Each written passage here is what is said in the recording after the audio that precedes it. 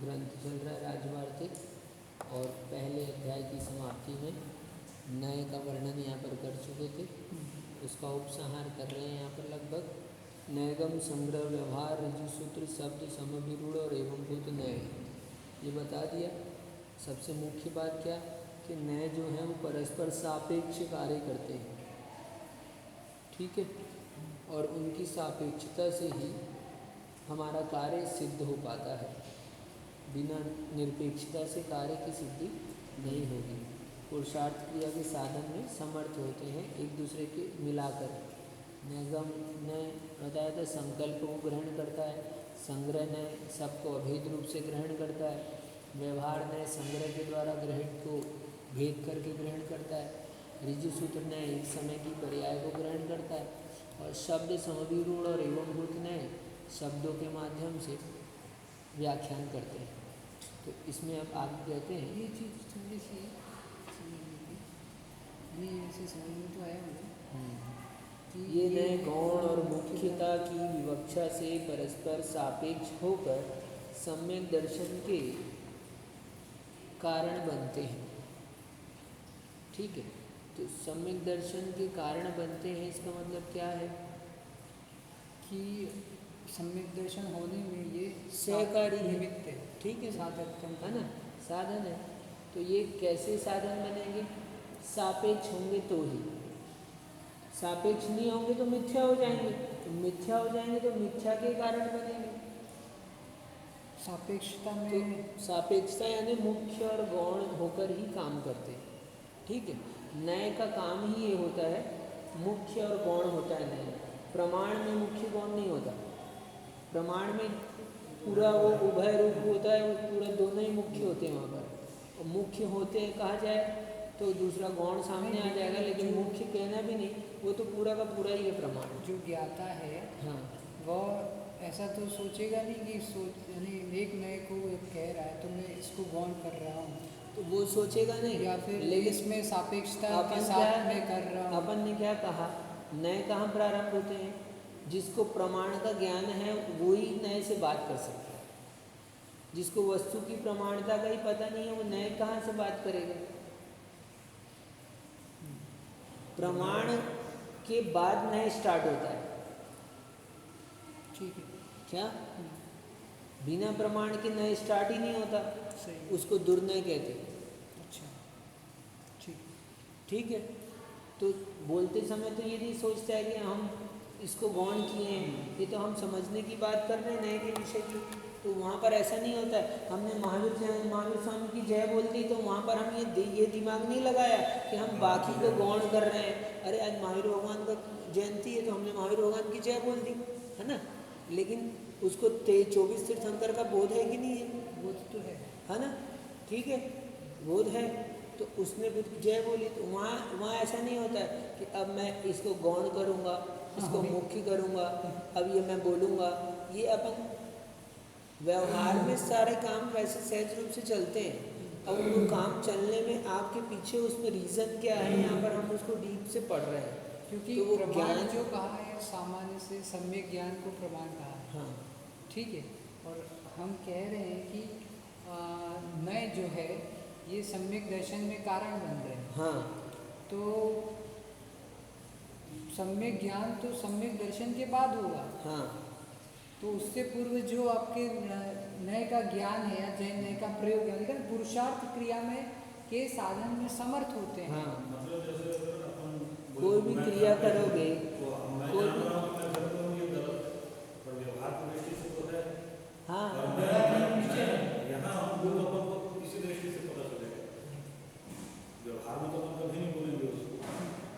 पर असलियत में तो वैसा ही है, वैसा ही हो गया। दृष्टि से देख रहे हैं तभी आपको ज्ञात हो रहा है, पॉइंट ऑफ व्यू।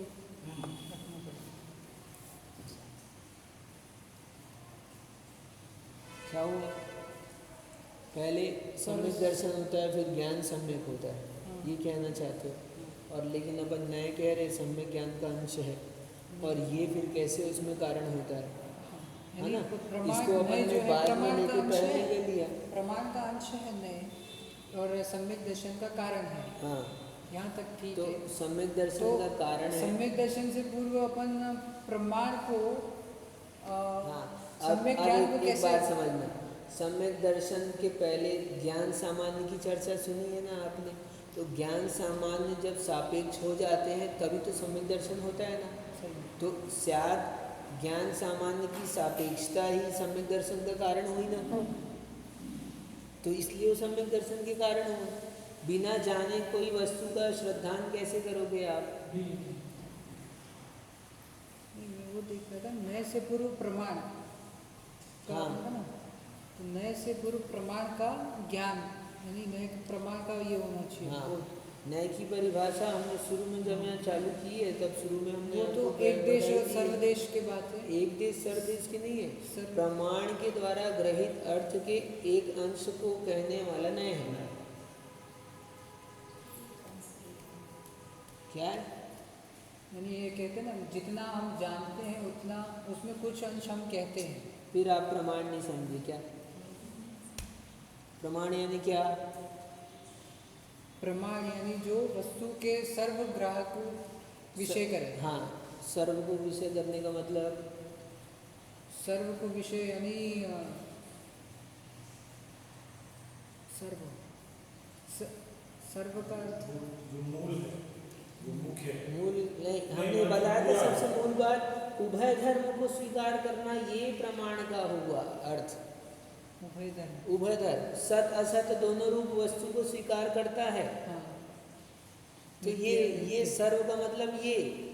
अच्छा अच्छा, ये वो पढ़ाई नहीं किया इसका असर है। पहले निकल गया विषय। क्या? नहीं तो ये सामान्य से आएगा भी नहीं, ये पकड़ में, ये तो बहुत समय से पकड़ में आता है ये चीज़।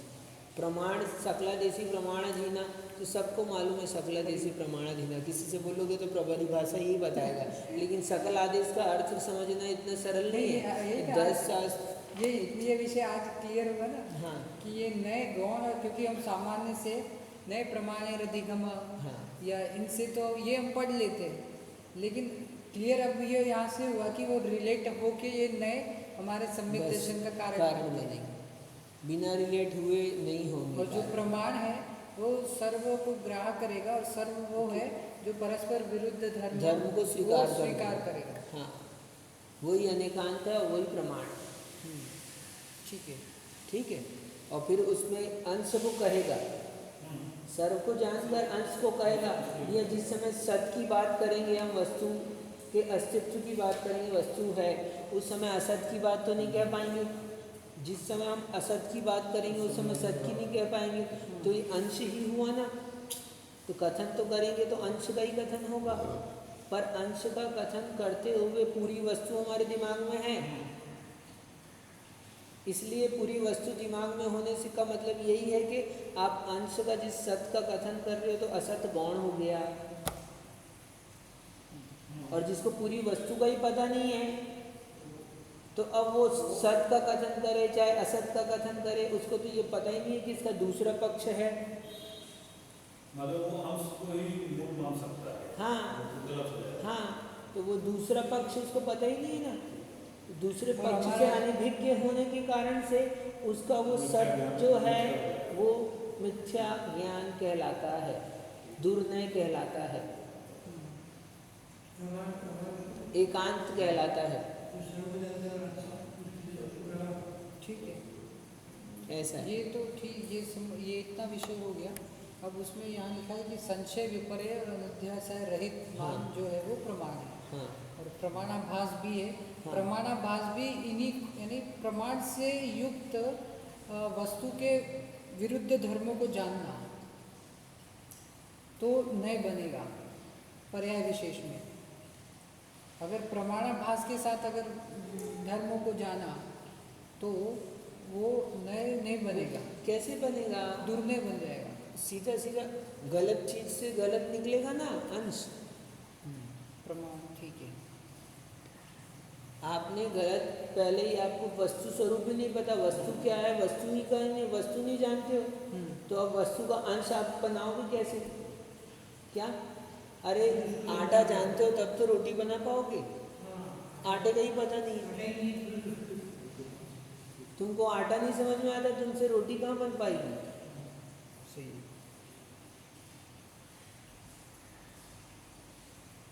बराबर।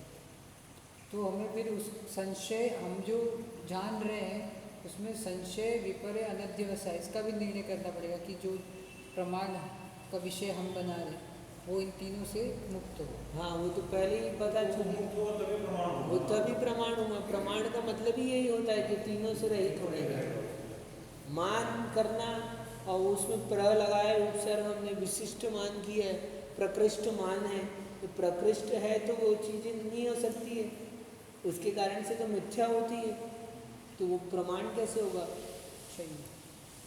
ठीक है, संशय, विपर्य, अनध्यवसाय से रहित प्रमाण है, और प्रमाण का जो अंश है वो नय है। ठीक है।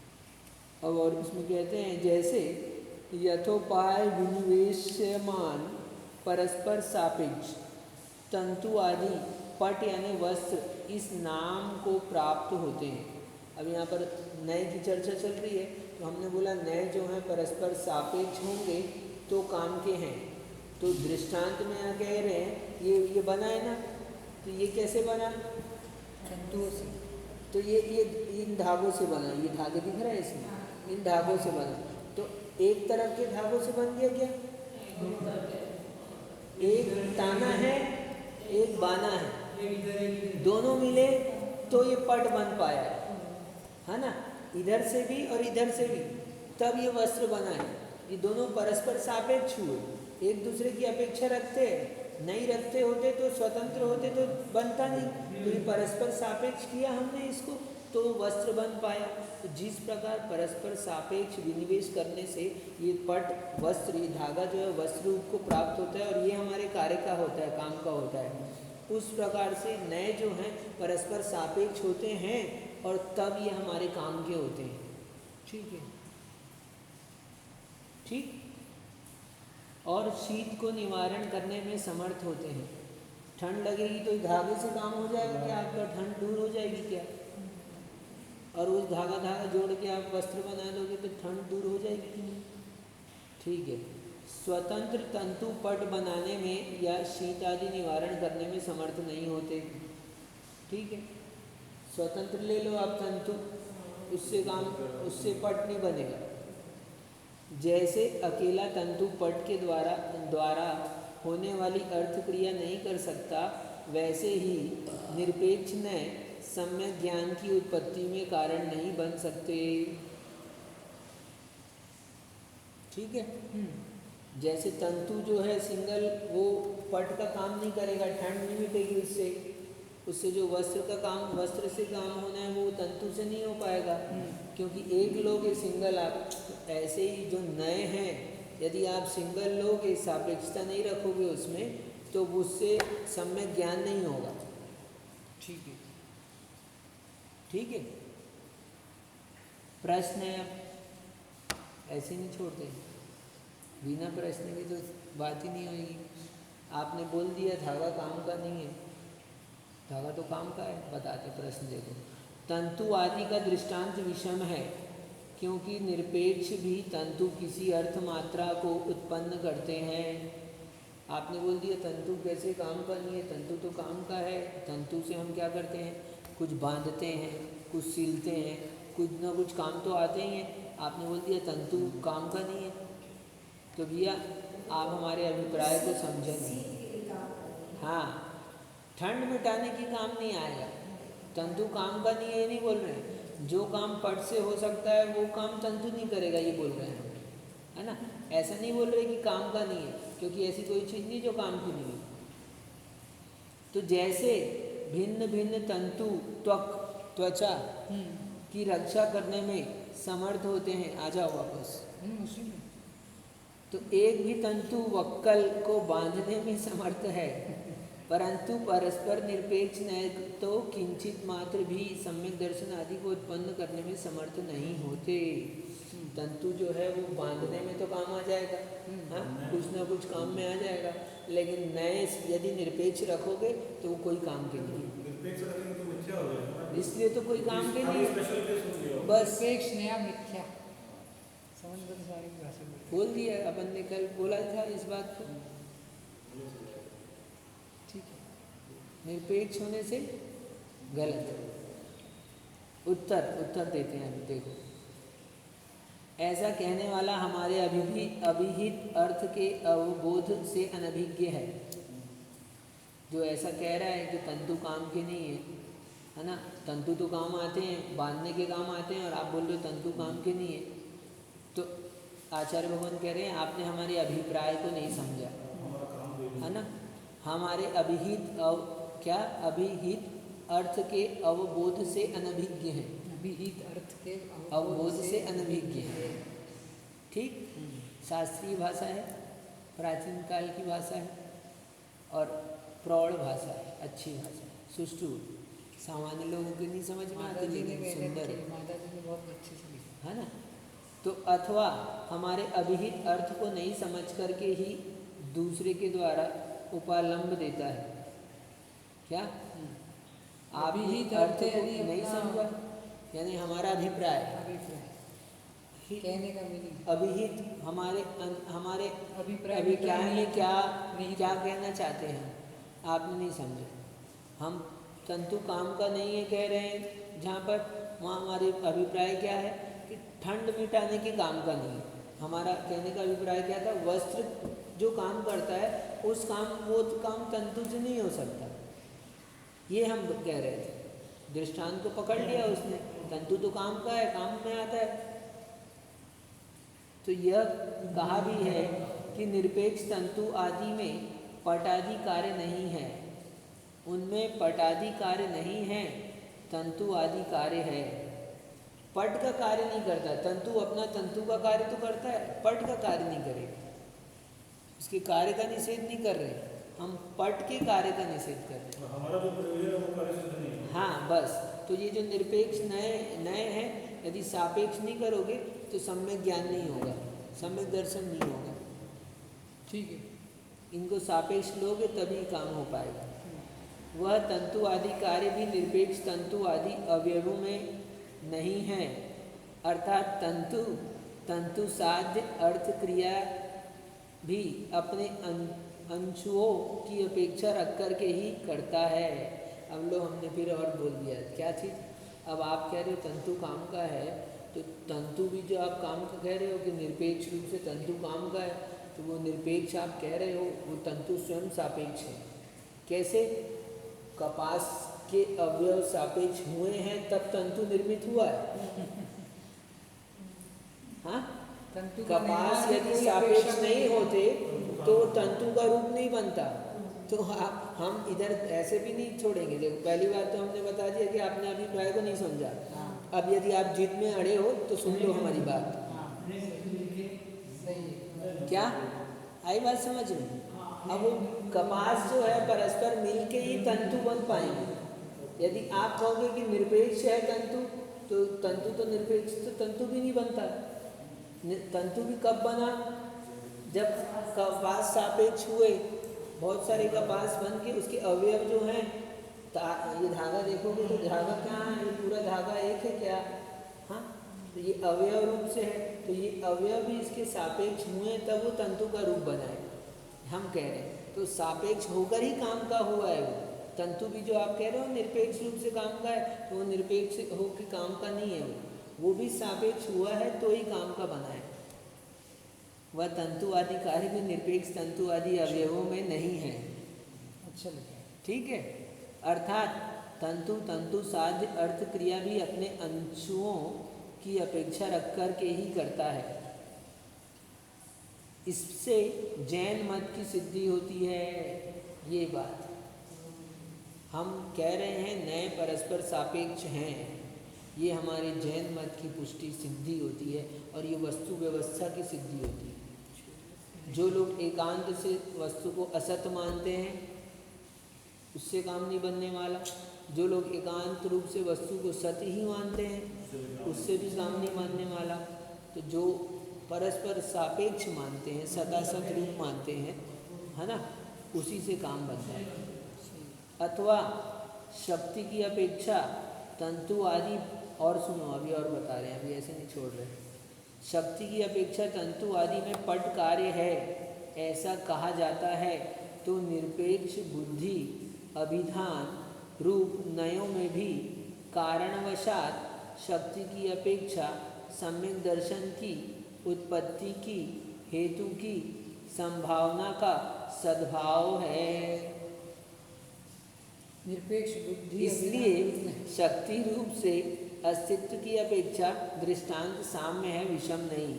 अब यहाँ देखो, उन्होंने क्या कह दिया था, ऊपर हमने दृष्टांत दिया आपको, काय का दृष्टांत दिया, तंतु और कपड़े का दृष्टांत दिया। तो आपने कहा कि आपने जो दृष्टांत दिया है वो कैसा है, आपका दृष्टांत विषम है। कौन बोल रही है? सामने वाला प्रतिपक्ष। हमने सापेक्षता के लिए हमने ये तंतु का, ये पट और तंतु का दृष्टांत दिया, तो सामने वाला बोल रहा है कि भैया आपने जो दृष्टांत दिया है ये बात नहीं सेट नहीं हो रहा है इसमें, क्योंकि दृष्टांत की सिद्धि से हमारी बात की सिद्धि होती है। हाँ। उदाहरण से सिद्धांत की पुष्टि हो रही है, तो वो बिना उदाहरण की नहीं होगी। ये आपका उदाहरण सेट नहीं हो रहा है। तो वो बोल रहे हैं आपने जो दृष्टांत दिया है वो सही नहीं है, तो अब हम कह रहे हैं नहीं हमारा दृष्टांत सही है। यहाँ शक्ति की अपेक्षा, अब यदि तंतु में भी हम मानते हैं क्या चीज़, हम तंतु को पट कहते हैं। क्यों कहते हैं? शक्ति की अपेक्षा क्या हमने जो दृष्टांत दिया था, तो हम शक्ति की अपेक्षा से पट कह सकते हैं उसको। तो शक्ति की अपेक्षा से ये नय को यदि माना जाए तो शक्ति की अपेक्षा मान सकते हैं वो कारण है, ठीक है, ठीक है, पर स्वतंत्र रूप से वो कारण नहीं है। इसमें शक्ति है तब ना पट बन पाया, है ना, ठीक है। और शक्ति नहीं होती तो बना दो, पेन से बनाओ पट। निरपेक्ष बुद्धि अभिधान रूप नय।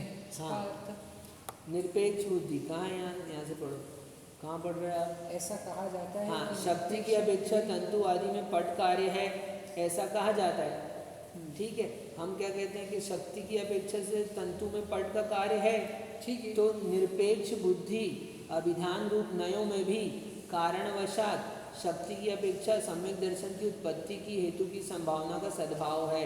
यानी निरपेक्ष बुद्धि यदि है तो उसमें भी ये शक्ति की अपेक्षा से वही तो बुद्धि सम्यक रूप होगी। जो ज्ञान निरपेक्ष आपके पास में है वही ज्ञान तो सम्यक रूप में परिवर्तित होगा, कोई अलग से ज्ञान तो नहीं आएगा, बहुत बढ़िया, कोई दूसरा ज्ञान आएगा नहीं, सम्यक ज्ञान दूसरा है वो आएगा, ऐसा नहीं है। जो ज्ञान आपका मिथ्या रूप है उसी में शक्ति है, वही सम्यक रूप से परिवर्तित होगा। ये जो तंतु है यही वस्तु रूप से परिवर्तित होंगे, सही, ठीक है। तो जो निरपेक्ष बुद्धि है वही कारण है। शक्ति रूप से तो हम मान रहे हैं कि वही है सम्यक ज्ञान भी, ठीक है। तो शक्ति में मानने में हमारी कोई बाधा नहीं है, अगर तो दूसरा इसलिए हमारा जो दृष्टांत है वो विषम नहीं है। ये बात वो बोल देता तो, हाँ, सामने वाला बोल देता तो, ये सामने वाला ही तो बोल रहा है ना, नहीं निरपेक्ष बुद्धि वाली, निरपेक्ष बुद्धि वाली वो बोलता तो वो हमारे ये मत तो में आ जाता। हमने बोला ना। हाँ, तो अगर वो बोले तो हम तो खंडन करेंगे फिर कि हम तो कह रहे निरपेक्ष नया हैं मिथ्या। शक्ति की बात करोगे तो शक्ति रूप से तो हम मानते हैं। संभावना ज्ञान, मिथ्या ज्ञान में ही संभावना है सम्यक ज्ञान होने की, तंतु में ही संभावना है पट रूप होने की। तो संभावना की दृष्टि से यानी शक्ति की दृष्टि से यदि आप मानो कि तंतु पट है तो हम भी मानते हैं तंतु पट है। तो निरपेक्ष बुद्धि नए भी सम्यक दर्शन के कारण है, शक्ति रूप से। शक्ति रूप से बोल दिया तो शक्ति रूप से तो बिल्कुल ही कारण ही है। हाँ। शक्ति रूप से कारण अरे है। मिथ्या दृष्टि जीव ही तो सम्यक दृष्टि होता है, मिथ्या ज्ञानी ही तो सम्यक ज्ञानी होता है। ये नहीं, इसको कारण बनाओगे अगर क्या? मुझे इसको इसका सम्यक दर्शन दिला के दिखाओ। निरपेक्ष नया मिथ्या, मैं इसी का कहानी आप एक बार हाँ। मैं पक्षी बन जाता हूँ। हाँ, बन जाओ। तो मैं कह यानी अपन ये कहेंगे निरपेक्ष नया मिथ्या, हाँ, तो मिथ्या का जो समूह होगा वो भी मिथ्या होगा, हाँ, और उसका जो प्रमाण यानी उसका जो शक्ति की संभावना रहेगी। आप जैसे शक्ति की संभावना सम्यक रूप कह रहे हो, तो मैं उसे बोल रहा हूँ कि निरपेक्ष नया मिथ्या और मिथ्या समूह मिथ्या, तो वो मिथ्यात्व का कारण बन जाएगा। आप नहीं समझे। मैं अपने पक्ष में तो सब समझ गया। हाँ, नहीं, तुम्हारे तर्क में ही नहीं है, अभी तुम्हारे तर्क आए नहीं है इसमें। तुम्हारे तर्क में दो बात आ रही है। पर देखिए जो ज्ञान है, जो ज्ञान मिथ्या कर रहा है, जैसे हमने किसी एक को ही माना, भाई वही अकेला चल रहा है, अकेला ने अपना मान लिया, हमने कहा वो मिथ्या है, पर सत्य रूप में तो वही ज्ञान परिवर्तित होगा ना, जब भी होगा। जैसे मान लीजिए मैं अभिनव की, तो भाई सत्य रूप में तो अहिंद की संभावना तो है ही है, भले मैं अभिनव की हूँ, उस दृष्टि से तो वो सही हो गया सत्य रूप से। बस ठीक है, तो हमारा दृष्टांत कहीं पे भी क्या है, गलत नहीं है। ये विषय तो पकड़ लिया है। हाँ नहीं तो मैं आप बोल इस रहे हो शब्द मिथ्या को समूह पकड़- का मिथ्या समूह यानी वो ऐसा तर्क दे सकता है सामने वाला ना, कहाँ से देगा? अगर बढ़े तो। अब कहाँ से देगा तर्क? बचा ही नहीं ना, तर्क देने की ताकत नहीं है, खत्म हो गई। यहाँ हमारी बात सिद्ध हो गई, तो यहाँ सिद्ध हो गई ना हमारी बात। पहले हमने एग्जाम्पल दिया, फिर हमने उसकी पुष्टि में ये बताया कि ये जो हमारे सापेक्ष है। एग्जाम्पल दिया था, तो एग्जाम्पल में उसने आक्षेप लगाया, क्वेश्चन कर दिया। एग्जाम्पल पर आक्षेप ये लगाया कि आपने जो एग्जाम्पल दिया है वो बात घटित नहीं हो रही है। आपने सापेक्षता के लिए तंतु और पट का एग्जाम्पल दिया है, तो वो तो निरपेक्ष रूप से भी धागा काम में आता है। तो हमने कह दिया कि निरपेक्ष रूप से धागा काम में नहीं आता। काय की काम नहीं आता? ठंड हटाने के काम नहीं आता। कपड़े का जो काम है वो धागे से नहीं होगा। ठीक है, तो फिर क्या, तो उसके पीछे भी हमने फिर अच्छे से और बता दिया कि ठीक है, हम मान भी लेंगे कि धागा आपका काम का है, आप यदि कह रहे हो, तो हम फिर ये भी कहते हैं कि धागा जो है वो भी सापेक्ष होकर ही काम का बना है। उसके अवयव, कपास के अवयव नहीं सापेक्ष होते तो धागा नहीं बन पाता था। तो आपने जो कहा कि क्या धागा काम का है, हमारे विपरीत कहा। हमने कहा था धागा काम का नहीं है, पट काम का है। तो आपने हमारे विपरीत में कहा कि नहीं धागा काम का है। तो हमने कहा ठीक है, धागा काम का है, आप यदि बोलते हो तो हम मानते हैं धागा काम का है, लेकिन वो भी सापेक्ष होकर ही काम का होता है। ठीक है। तो हमने धागा की पुष्टि की कि ठीक है धागा है। उसके बाद में अब क्या कहते हैं कि अब यदि धागा को ही तुम काम का मानते हो, ठीक है, तो यदि तुम शक्ति रूप से धागे को बोलते हो कि पट के लिए कारण है, तो हम तो पट के लिए जैसे धागा कारण है, आप शक्ति रूप से मानते हो, तो हम भी तो शक्ति रूप से ही मानते हैं कि मिथ्या ज्ञान जो है शक्ति रूप से सम्यक का कारण है। तो शक्ति रूप से तो हम मानते हैं। तो हमारी बात, आखिरी बात में कोई वो नहीं है। हमने जो दृष्टांत दिया है वो सही है मिलॉर्ड, हमारी बात सिद्ध होगी। सही है, सारू छे। ये है अकलन के स्वामी। तो इस प्रकार इसका यहाँ पर- रिकॉर्डिंग होना चाहिए। मजा इस आएगा। प्रकार अध्याय में ज्ञान, दर्शन, तत्व, इस अध्याय प्रथम अध्याय में क्या बात चली हमारी बता रहे।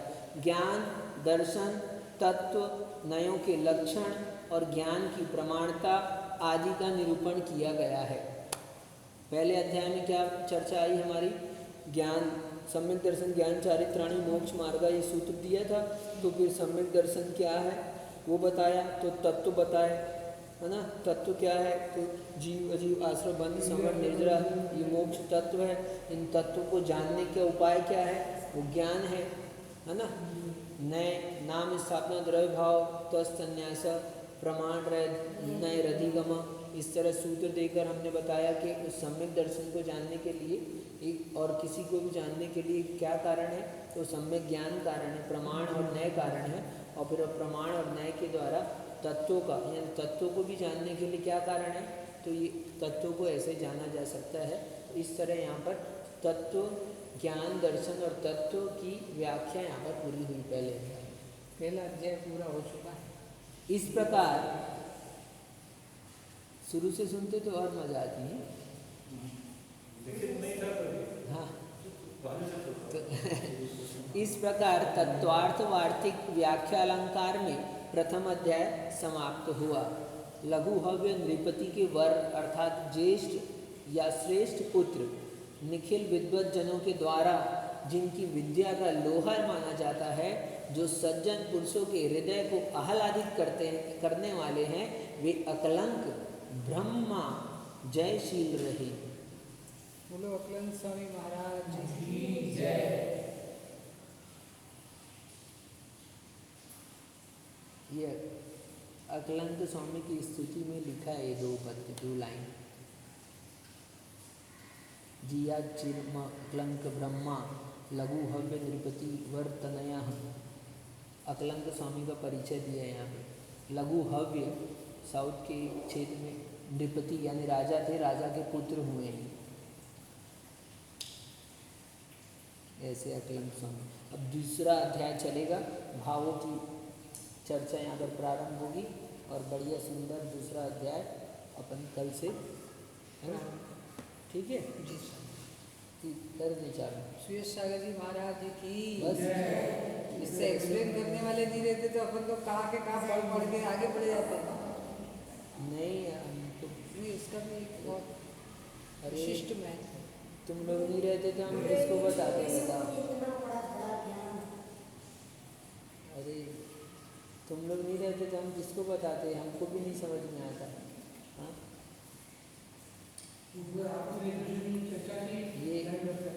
ये ऐसे ही पुस्तक नहीं मिले अच्छा होगा, पुस्तक नहीं मिल पाई।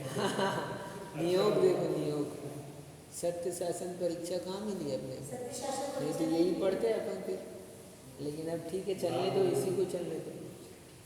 अच्छा, हम तो आज प्लान किया, इनको बोला था कि ये सुनो वो हम इस समय कर सकते हैं जैसा बताया। इनके हाँ। बेस का प्रवचन सार एकदम तो गहरा है। प्रवचन सार ले लो। वो अपन ज़्यादा सोचेंगे नहीं, आप तो जाके ले ही आओ। हमारे पास है प्रवचन सार का। प्रवचन सार तो हम साथ में रखते हैं। बस उसमें मजा, उसमें क्या है, गहरा तत्व है, मजा आएगा उसमें।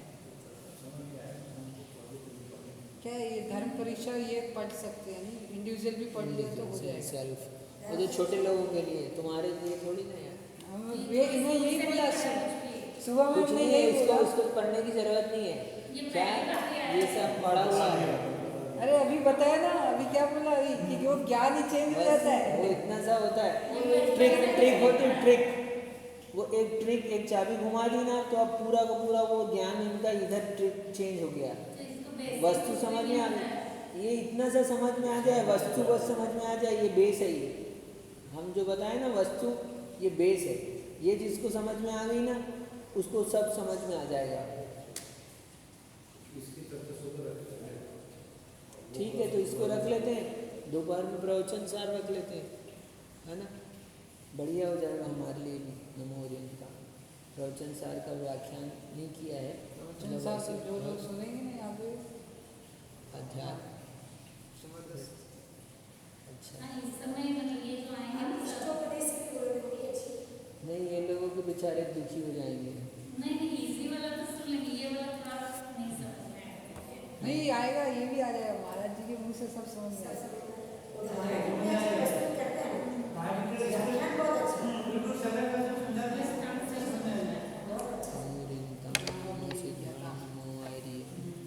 ठीक है, तो लाओ प्रवचन सार आज मंगलाचरण में आज कल करेंगे। आप ले तो आओ। गद्दी